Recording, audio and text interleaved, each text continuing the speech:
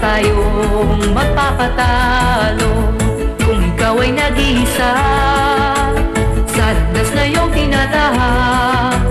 Huwag mawawala ng pag-asa sa miting pakikibaka. Si Julio at Julia, kambal ng tadhana, di susuko sa pagsubok. Sa wakas, nakarating ang kambalang tadhana sa Peking. Susubukan naman nilang makapasok ng Forbidden City. Bumaba sila sa balon at tinahak ang imburnal na patungo sa kabilang balon sa loob ng syudad. Gamit ang kanilang kapangyarihan upang mapigilan ang elemento ng kalikasan, ginamit ang kambal ng tubig upang maging puwersa, natatangay sa kanila papunta sa loob ng Forbidden City. Nagtungo sila sa templo ng Heavenly Harmony. Ngunit nang malapit na sila sa altar, dumating si Podong kasama ang mga yuno. Naghiwalay ang kambal. Hindi nila nagamit ang kanilang kapangyarihan. Nagsimulang gumalaw ang mga estatwa hanggang sa mayanig ang buong templo. Sinamantala ni Julio at Julia ang kaguluhan para makatakas. Nilisan nila ang syudad. Muli, nag-apoy sa galit si Reyna Dowager sa panibagong kabiguan. Inutos ng lagyan ng pader ang templo. Kinabukasan, nabuo ang isang pagsalakay sa pintuan ng palasyo at nagtipon ang lahat ng mga sundalo sa pader ng syudad. Habang lumilipad ang isang hot air balloon patungo sa templo, pinuntiryan ni Podong ang lobo at nasunog sa kayang ambal at ang mga kaibigan nito. Ang templo ng Heavenly Harmony.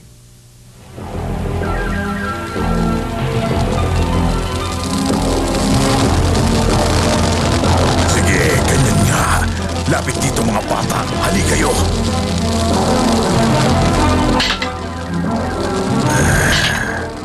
Sa wakas, akin na rin kayo.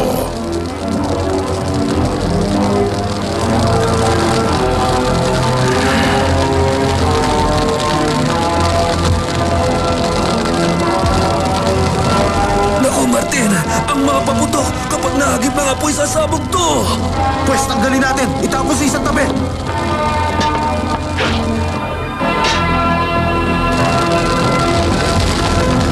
Masusunog tayong lahat! Kung wala na tayong magagawa, kailangan natin putulin ang tali para makawala.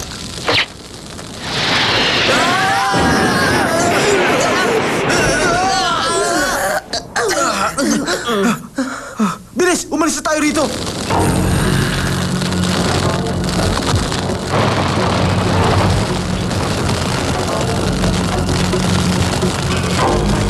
Nakababa na sila sa templo! Siguro nga, pero hindi na yung mahalaga. Para mga bangkay na sila ngayon, mga bilanggo na sila, hindi na sila makakatakas pa. Wasakin ang pader na to para makapasok tayo at tapusin na natin sila! O sige, hindi naman talaga ganitong iniisip ko pero... Nagtagumpay naman yata tayo. Oo nga, nasa loob na tayo ng templo, Tito Martin.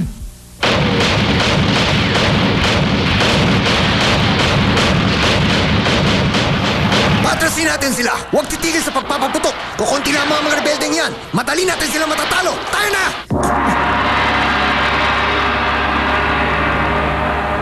Ano na ang balita, General Jiang? Masamang balita, kamahalan. Nangyari ang hindi inaasahan. Nagkalat na mga kasapi ng samahan sa buong bayan at hinihikayat ng mga taong mag-alsa laban sa inyo.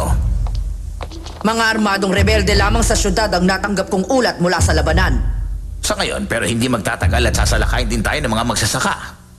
Nasaan ang aking mga sundalo? Yung mga sundalong hindi sugatan, bumaligtad na at sumama sa mga magsasaka. Tapos na tayo, hindi na natin sila mapipigilang sumalakay. Sasalakayin nila ako?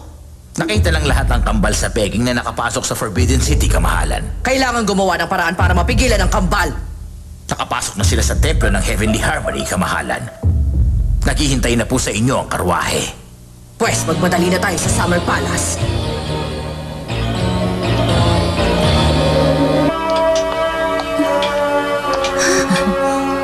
Anong ingay na yun? Tinitibag nilang pader. At makabilanggo na tayo rito. Hindi na tayo makatakas. Sa palagay ko nga tama kayo, Professor Leopold. Sa wakas, dumating na ang takdang oras para tuparin ang inyong misyon. Sige na, Julio. Handa ka na ba? Handa na ako.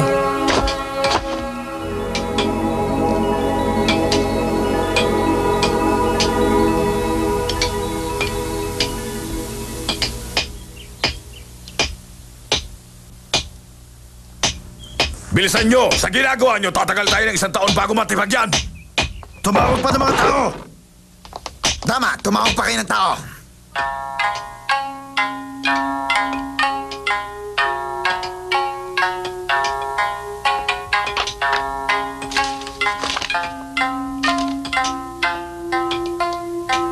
Napakalayo na ng ating nilakbay, pero hindi tayo sumuko dahil sa ating mga mat sa sambayan ng China. Pinapalitan namin ang kasulatan ni Lao Che sa altar ng templo ng Heavenly Harmony. Tulad ng nakasulat, gagawin namin.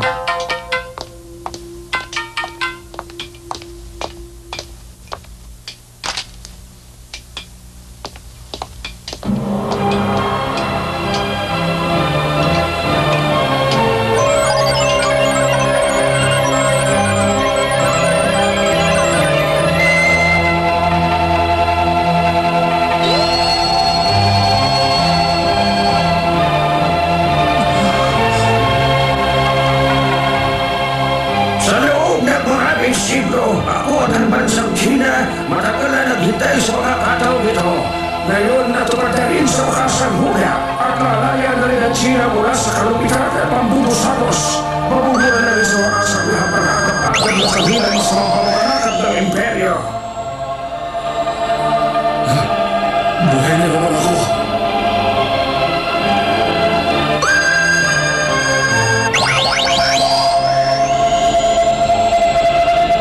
Julio, ikaw nga, aking anak.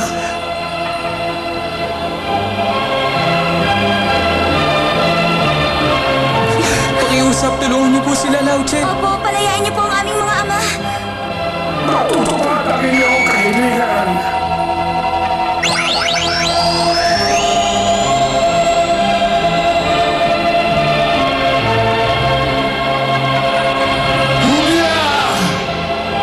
Julio! Dalawang sanggol ay pinaganak sa may isa lugar. Ngunit magkaiba ang mga magulang. Ang kambal ng tadhana, ang kambal ng buwan.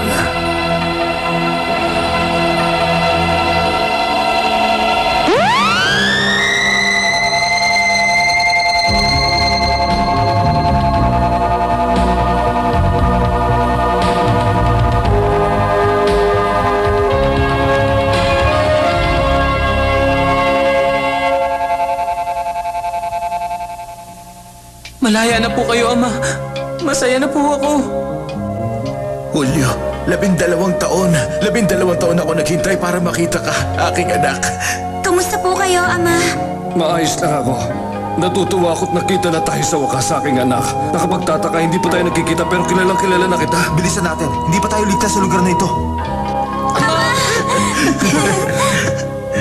Totoo bang nakukulong tayo ng pader sa loob ng templo sa kagagawa ng reyna? Kabaligtaran nga, ginawa nila ang pader para hindi kami makapasok sa templo. At ngayong narito na kami, tinitibag ng mga sundalo ang pader para palabasin tayo. Makakapasok sila anumang oras ngayon. Ihanda natin ang ating mga sarili. Malupit na yunok si Podong.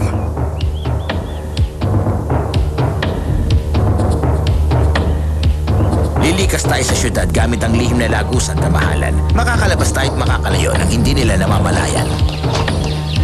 Sandali lang! Kayo! Saan kayo pupunta? Ilikas na ninyo ang mahal na reyna at tawagan mula sa palasyo. Siguruhin nyo kanyang kaligtasan. Susunod na lamang ako.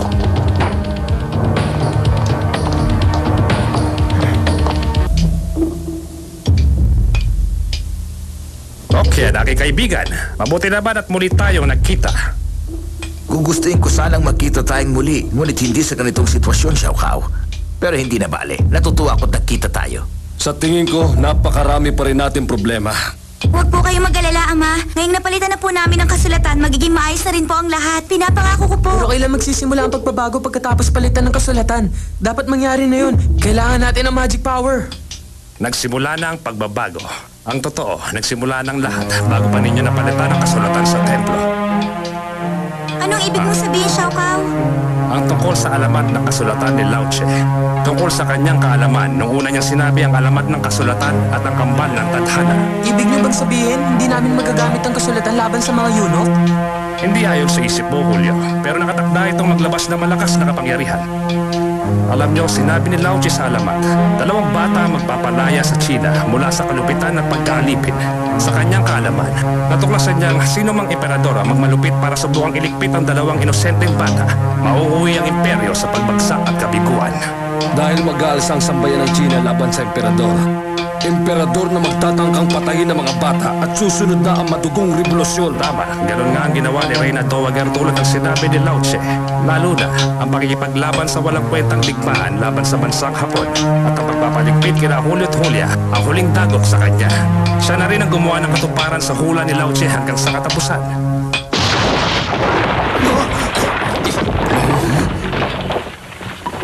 Pero kung hindi natin magagamit ang kasulatan, paano tayo makakalabas dito?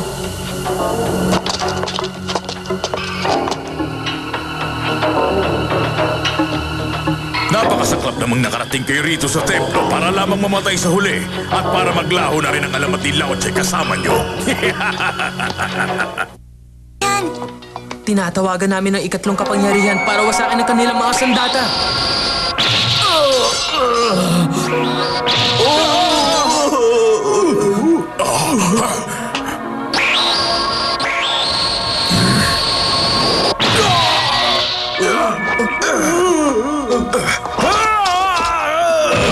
Naku, hindi!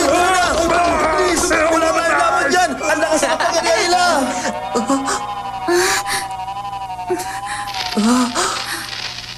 Nararamdaman kong humihina ang magic power, Julio. Mananalo si Podong. Tapos na ang inyong tadhana. Nawawala na ang inyong kapangyarihan dahil hindi na ninyo kailangan. Nagbibiro ka ba, Shokao? Isang malaking kawan ng mga judo ka naghihintay sa atin sa labas para pugutan tayo ng ulo. Kailangan natin ng kapangyarihan. Pero wala yung kinalaman sa tadhana ng sambayan ng Chino. At ang aming tadhana, paano naman kami? Kalahati ng mundo ang aming nilakbay para mapalitan ng kasulatan ni Lao Che. At ngayon, napalitan na nga. Ganun na lang, wala kayong pakialam sa amin. Galing naman. Maraming salamat sa inyo, ha? Martin, kung pahihintulutan mo ko, salin mo makipagtalo tayo sa bagay na yan, mabuti pa maghanda na tayo sa susunod na pagsalakay. Oo, tama kayo, Professor. Baka sakaling magamit natin ang mga paputok na ito. Misan, ang galing mo talaga. Bigyan mo kami ng isa pang magic bag mo at titignan natin kung anong magagawa. Julio, Julia, magpahinga na muna kayo. Baka sakaling bumalik ang kapangyarihan nyo. Hindi mag-aaksaya ng panahon ng mga yunok para makarating dito. Kailangan natin magmadali.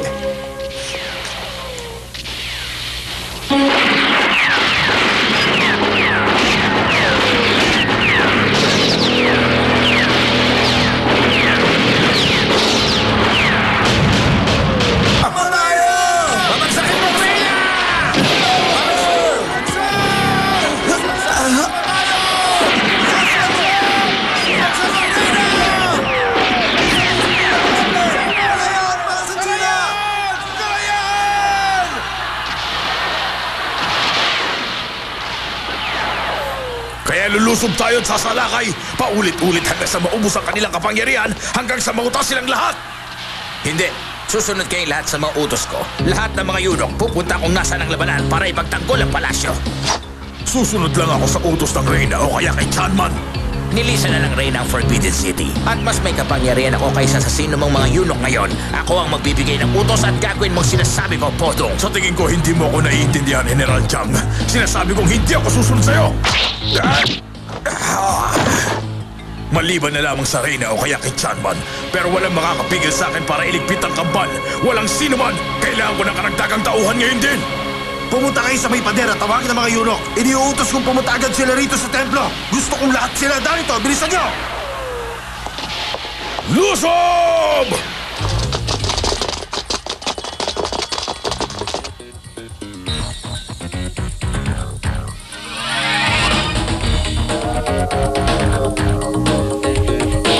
Ayun na sila. Mag-iingat kayo lahat.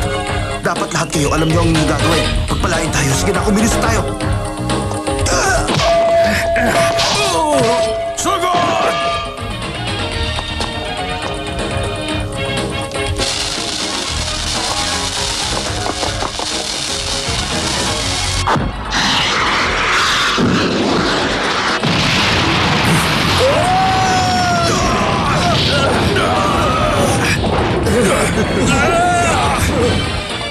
Tara na!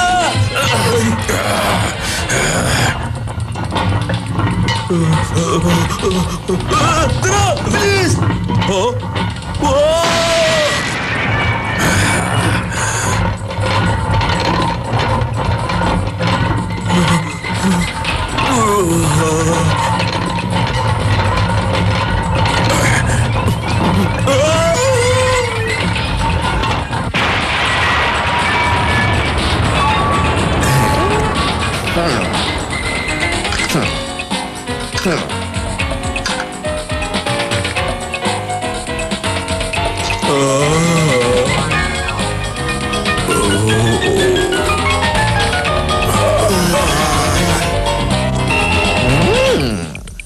Sige, Professor. Turuan mo sila ng leksyon.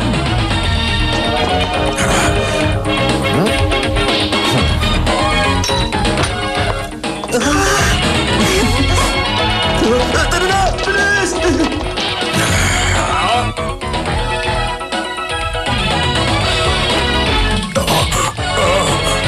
Yay! Napalayas natin sila! Oo, pero hanggang kailan? Alis sa pwesto! Ipagtanggol ang syudad! Huwag ka na lamang magsalita, Simin. Masama ang lagay mo. Kailangan ipagtanggol ang syudad. Hindi ako makapaniwalang bumaliktad ang ating mga tauhan, pati ang mga yunok. Simen, may sugat ka. Anong ginagawa mo? Utos ni Chanman na pumunta kami rito sa templo. Si Podong, hindi si Chanman. Ang bugok na yon, talagang nababaliw na siya para patayin ng kambal. Mamamatay na siya. Babagsak ang syudad kung walang magtatanggol sa kanya. Kapag napatay ni Podong Kambal ng tadhana, ligtas na tayong lahat. Walang magliligtas sa atin. Hindi niya nakikita ang nangyayari. Tulad mo, hindi niya nakikita ang kalupitan natin sa ating mga kababayan. Siya rin ang naging sani ng ating sariling kamatayan. Bilis na at pumunta na kayo sa templo. Kailangan mamatay ang kambal. Kailangan mamatay ang kambal.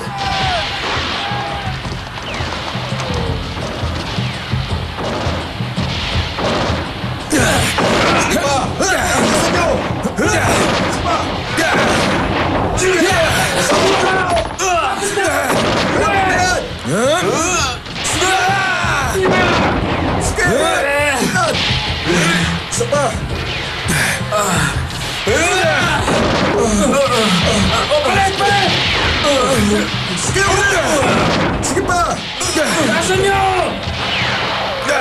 Pader ng liwanag at mga raket. Ano pa ba? Chanman, wala akong pakialam kung anong ginagamit nila ngayon. Mas interesado ako kung anong hindi nila ginagamit ngayon. Ano ibig mo sabihin, Podong? Simple lang, hindi na ginagamit ng kambal ang kanilang kapangyarihan laban sa... Ano naman ang mahalaga ron? Ibig sabihin tama lang ang iniisip kong mawawala rin ang kanilang kapangyarihan. Kung hindi, bakit hindi nila ginagamit ngayon laban sa atin? Marami akong ikukwento sa iyo, anak, pero maikli ng panahon. Magkakaroon po tayo ng maraming oras kapag natapos na ang lahat ng to. Parating na sila!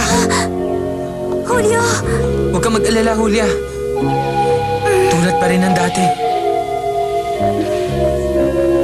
Mga bata, palagay ko tama si Xiao Kao. Nawawala ng inyong kapangyarihan. Pero sasabihin ko, subukan pa rin ninyo sa ulit pagkakataon. Sige lang, baka yun na lang ang pag-asa para makalabas ng templo.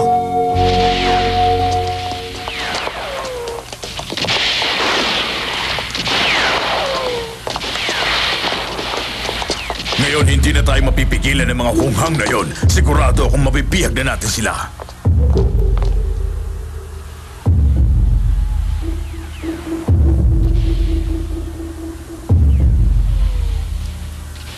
Ganyan ang gusto niyong laro kahit nasa huling sandali.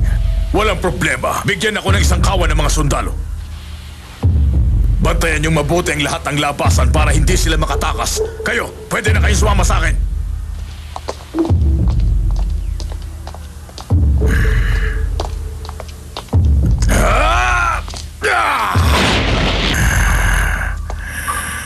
Katulad na lamang kayo ng mga pangkaraniwang tao. At wala na kayong laban sa akin at sa aking mga yunok.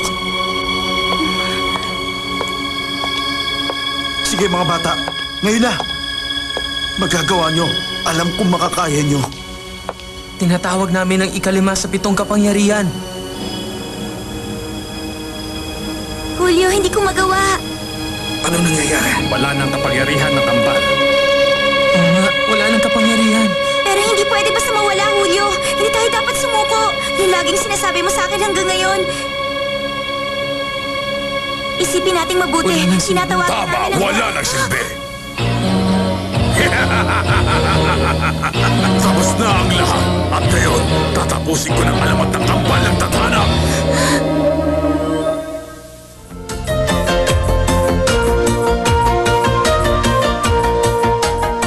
Hindi na magamit ni Julio at Julia ang kanilang taglay na kapangyarihan simula nung mapalaya nila ang kanilang mga ama. Makatakas pa kaya sila sa matinding galit ni Podong? Malalaman niyo ang mga pangyayari sa huling kabanata ng Julio at Julia, ang kambal ng tadhana. Kapag minok na ang mundo